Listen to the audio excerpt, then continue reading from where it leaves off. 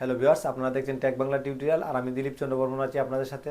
আজকে আমরা যে বিষয়টি দেখতে যাচ্ছি তা হলো পিডিএফ ফাইলকে কিভাবে পিএইচডি করে নিতে পারি। তো পিডিএফ ফাইলকে পিএইচডি করার জন্য আমরা আজকে কনভার্টার হিসেবে যেই সফটওয়্যারটিকে ইউজ করব তা হলো অ্যাডোবি ফটোশপ। আমরা হয়তো বা অনেকেই জানি না যে অ্যাডোবি ফটোশপ দিয়ে খুব সহজেই পিডিএফ ফাইলকে পিএইচডিতে রূপান্তরিত করা সম্ভব। আর পিএইচডি ফাইল থেকে আমরা JPG, BMP, zip file, PNG file অর্থাৎ যে কোনো ফরম্যাট, আমরা একটা পিকচারের যে ফরম্যাটগুলো আছে সবগুলো ফরম্যাটই কিন্তু আমরা করে নিতে পারি ফটোশপের মাধ্যমে খুব সহজেই। আর এই কাজটি করতে আপনাকে মাত্র একটি ক্লিক করলেই কিন্তু আপনি এই পিডিএফ টু পিএইচডি করে নিতে পারবেন।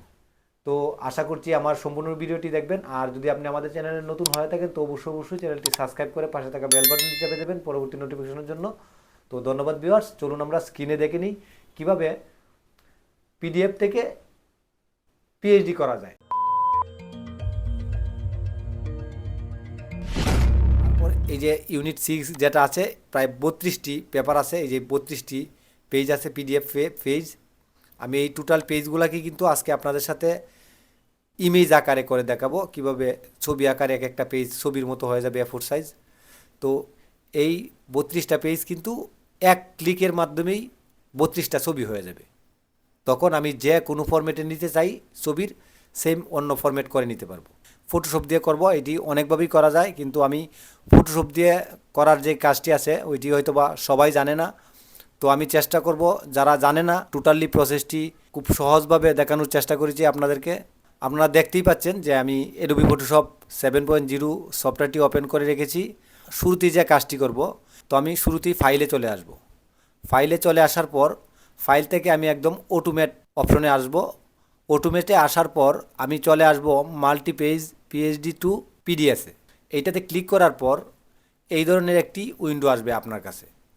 তো এই জায়গায় সোর্স পিডিএফ অর্থাৎ আমার যেই পিডিএফটি আমি বিভিন্ন ফরম্যাটে করতে যাচ্ছি ওইটাকে শুরুতে আমার পিএইচডিতে নেওয়া লাগবে। তো পিএইচডিতে নেওয়ার জন্য আমার যে পিডিএফ ফাইলটি আছে চুজে ক্লিক করে আমি ওই পিডিএফ ফাইলটি আমি দেখিয়ে দিব। তো আমার পিডিএফ ফাইলটি আমি ডেস্কটপে রেখেছি। ডেস্কটপে যে ইউনিট 6 এইটি হচ্ছে আমার পিডিএফ ফাইল। এইটাকে ক্লিক করে ওপেনে ক্লিক করে দেব। ওপেনে ক্লিক করে দেওয়ার পর আপনারা যদি লক্ষ্য করুন যে আমি যেই লোকেশনে আমার ওই পিডিএফ ফাইলটি আছে ওই লোকেশনটা কিন্তু এই জায়গায় শো করতেছে, ওই লোকেশন লিঙ্কটা।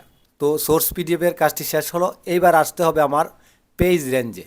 আমি যদি এই জায়গায় আমার প্রায় 25-30টির মতো পেজ আছে, আমি যদি চাই যে এই জায়গা থেকে 1 থেকে 10 পর্যন্ত আমি প্রিন্ট করব, তো 1 থেকে 10 লেখলেই কিন্তু আমার 10টি পেজেই শুধু পিএইচডি হবে।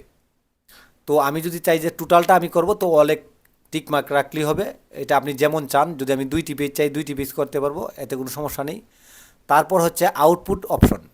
আউটপুট অপশনের ভিতরে আমরা যা পাচ্ছি রেজুলেশন। আমি আপনাদেরকে বলবো রেজুলেশন সবসময় 300 দিয়ে রাখবেন। 300 দেওয়ার পর আপনারা এই জায়গায় পিক্সেল ইঞ্চি যা আছে তাই থাকবে। মুডে আসবেন। মুডে আসার পর আপনি এই ধরনের 4টি অপশন পাবেন: greyscale, RGB colour, CSK colour, lab colour. আমি বলবো আপনাদেরকে আরজিবি কালারটাই রাখবেন সবসময়। আপনি যদি ওই পিডিএফ ফাইলের মধ্যে কোনো কালার জিনিস থাকে সেই ক্ষেত্রে আপনার আরজিবি কালার দেওয়ার কারণে আপনি ওই কালারটা কালারই থাকবে, অথবা এই ডিফল্ট মোডে যেহেতু গ্রেস্কেল থাকে সেই ক্ষেত্রে আপনার কিন্তু কালার কোনো ইমেজ থাকলে ওইটা ব্ল্যাক অ্যান্ড হোয়াইট হয়ে যাবে। তো আপনারা আরজিবি কালারটাই রাখবেন। আরজিবি কালার রাখার পর ডেস্টিনেশন অপশনে আসার পর বেস নেম হিসাবে আপনারা ওই ফাইলগুলোর নাম কি রাখতে চাচ্ছেন। তো আমি ওই ফাইলগুলোর নাম দিব হচ্ছে আমি আমি আমার মতো একটা নাম দিয়ে নিচ্ছি। তো আমি এই যে আমার এই যে ফাইলগুলো হবে, ধরেন 30টা ফাইল হবে, 30টা ফাইলের নাম হবে দিলীপ 1 2 3, এইভাবে নাম্বারিং হবে O2। এখন আমি ডেস্টিনেশন, আমি কোন জায়গায় যে আমার যে ইমেজগুলো হবে আমি ওই ইমেজগুলো কোন জায়গায় রাখবো বা কোন ফোল্ডারে রাখবো ওই জায়গাটা চুজ করে দিব। তো চুজে ক্লিক করব। চুজে ক্লিক করার পর আমি ডেস্কটপ দেখিয়ে দিয়ে ডেস্কটপে এই যে পিএইচডি আমি একটি ফোল্ডার করে রেখেছি আগে থেকেই, আমি এইটাতে ওকেতে ক্লিক করব। ওইটাতে ওকেতে ক্লিক করার পর আমি যদি আপনাদেরকে দেখাই, আপনারা এই যে আমার এই পিএইচডি ফোল্ডারটি আমি এই যে এইটাতে দেখালাম, এই যে দেখুন এটা কিন্তু একদমই কালি। এইভাবে আমার সেটিংটি সেট আপ হয়ে যাওয়ার পর আমি ওকেতে ক্লিক করব। তো বন্ধুরা এই যে দেখুন ম্যাজিকের মতো কিন্তু লাফাচ্ছে। আপনারা দেখবেন যে এক পর্যায়ে এই 32টি হয়ে যাওয়ার পর এটা শেষ হয়ে যাবে। তো আশা করছি আপনারা সাথেই থাকবেন। তো ভিউয়ার্স আপনারা দেখতেই পাচ্ছেন আমার কাজটি কিন্তু অলরেডি ওকে হয়ে গেছে।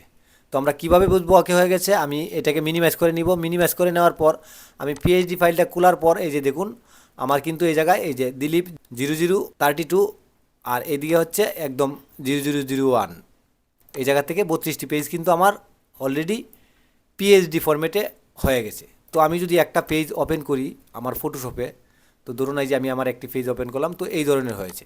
এটা পিছন সাইডে ব্যাকগ্রাউন্ড নেই দেখে এই ধরনের দেখাচ্ছে। তো আমি এইটাকে একটা লেয়ার উইন্ডোতে ক্লিক করে আমি এইটাকে টান দিয়ে ধরে এনে আমি এই যে এই জায়গায় একটি কপি করে নিচ্ছি। কপি করে নেওয়ার পর আমি নিচের লেয়ারটা সিলেক্ট রাখা অবস্থায় আমি কন্ট্রোলে ধরে ডিলেটে ক্লিক করব। ডিলেটে ক্লিক করার পরে এই যে দেখুন আমার কিন্তু একটি ব্যাকগ্রাউন্ড কালারটা আমি সাদা রেখেছি। তো এই যে দেখুন আমার পেপারটি, এই ক্ষেত্রে এটা কিন্তু পিএইচডি। আমি যদি এবার কন্ট্রোল এস চাপি তো পিএইচডি আকারেই সেভ হয়ে যাবে। আর আমি যদি এই ফরম্যাটটা চেঞ্জ করতে চাই সেই ক্ষেত্রে আমি ফাইলে ক্লিক করব, সেভ এডসে আসব। সেভ এডসে আসার পর এই যে আপনারা দেখুন টোটাল প্রত্যেকটা পেজ কিন্তু আমাকে দেখাচ্ছে। সেভ এডসে আসার পর আমি ফরম্যাট এই টাইপ থেকে আমি এই যে এই জায়গায় প্রত্যেকটা কিন্তু ইমেজের যে ফরম্যাট থাকে ওই ইমেজের ফরম্যাট এটাকে জেপিজি আকারে সেভ করব। সাধারণত আমরা ইমেজ জেপিজি আকারে সেভ হয়। জেপিজি ফরম্যাট টাইপে জেপিজি রেখে আমি সেভে ক্লিক করব। সেভে ক্লিক করার পর কোয়ালিটি যা আছে তাই থাকবে, বা যদি কম থাকে সেই ক্ষেত্রে আমরা কোয়ালিটি সর্বোচ্চই রাখবো। সর্বোচ্চ রেখে আমি ওকেতে ক্লিক করব।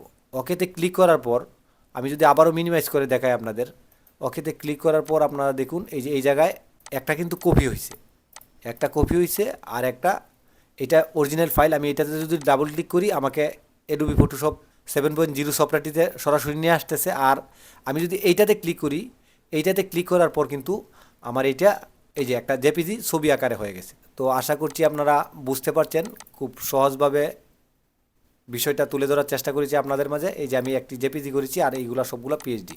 তো আপনারা চাইলে এই পিএইচডি ফরম্যাটগুলোকে আমি যেভাবে দেখিয়েছি ওইভাবে যে কোনো ফরম্যাটে আপনি করে নিতে পারেন। এই জায়গা থেকে আমি জেপিজি দিয়েছি, আপনি চাইলে অন্য জিপ ফাইলও করতে পারেন, পিএনজি ফাইলও করতে পারেন, এটা আপনার ইচ্ছা, আপনি যে কোনোভাবে করে নিতে পারেন। তো বন্ধুরা এই ছিল আজকের টিউটোরিয়ালটি। আপনি যদি আমাদের চ্যানেলে নতুন হয়ে থাকেন তো অবশ্যই আমাদের চ্যানেলটি সাবস্ক্রাইব করে পাশে থাকা বেল বাটনটি চেপে দেবেন, কারণ আমরা এই ধরনের ভিডিও কন্টিনিউ করতে থাকবো। তো আবারও দেখা হবে নতুন কোনো ভিডিওতে, সেই পর্যন্ত ভালো থাকবেন। Thank you viewers.